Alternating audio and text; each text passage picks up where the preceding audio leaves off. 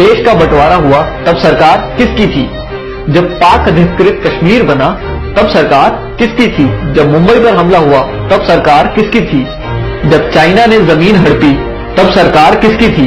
जब वीर सैनिकों के सर काट के पाकिस्तानी ले गए तब सरकार किसकी थी?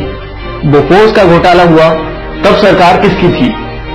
सैनिकों की वर्दी पर पैसा खा गए वो सरकार किसकी थी?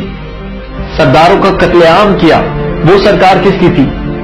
शिमला का समझौता कर देश की बेशकीमती जमीन पाकिस्तान को दे दी गई तब सरकार किसकी थी? आसाम में हिंदुओं का खून बहा तब सरकार किसकी थी? कश्मीरी पंडितों को मारा गया तब सरकार किसकी थी? कॉमनवेल्थ घोटाला, कोल घोटाला, 2G घोटाला हुआ तब सरकार किसकी थी? दूरदर्शन के मोनो से सत्यम शिवम सुंदरम हटाने वाली सरकार किसकी थी? भारतीय मुद्रा से सत्यमेव जयते हटाने वाली सरकार किसकी थी? वंदे मातरम का अपमान किया वो सरकार किसकी थी?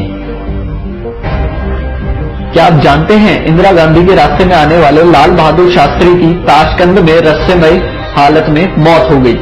नेहरू के लिए खतरा बन रहे श्यामा प्रसाद मुखर्जी और दीनदयाल उपाध्याय की हत्या कर दी गई और पुलिस ने आज तक इस साजिश से पर्दा नहीं उठाया। राजीव गांधी के लिए चुनौती बन रहे वीर बहादुर सिंह की पेरिस में मौत हो गई, जबकि उनको हृदय की कोई समस्या ही नहीं थी।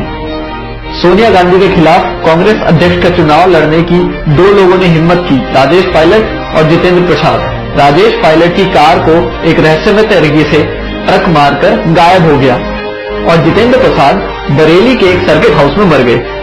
इनसे पहले सोनिया को चुनौती देने वाले सीताराम केसरी को पार्टी से भगा दिया गया।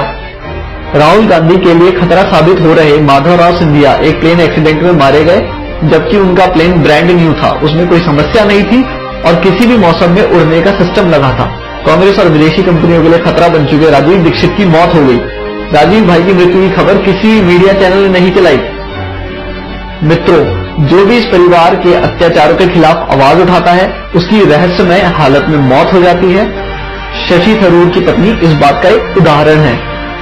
संविधान की धारा 30A के तहत विद्यालयों में गीता रामायण पढ़ाना क्यों प्रतिबंधित है और मदरसों में कुरान और ईसाइयों को बाइबल पढ़ाने की छूट है? हिंदू मंदिरों और तीर्थ स्थानों के चढ़ावे पर 70% सरकार का हक, मस्जिदों और मजारों पर चढ़ावे का पूरा हक उन्हीं का, साथ ही सरकारी अनुदान। बाबा अमरनाथ और कैलाश पर्वत की यात्रा पर सरकार को टैक्स, लेकिन हज यात्रा पर सब्सिडी। इच्छा है तो इस मैसेज को आगे बढ़ाएं, वरना स्वयं को भारतीय कैसे कहेंगे। जय हिंद।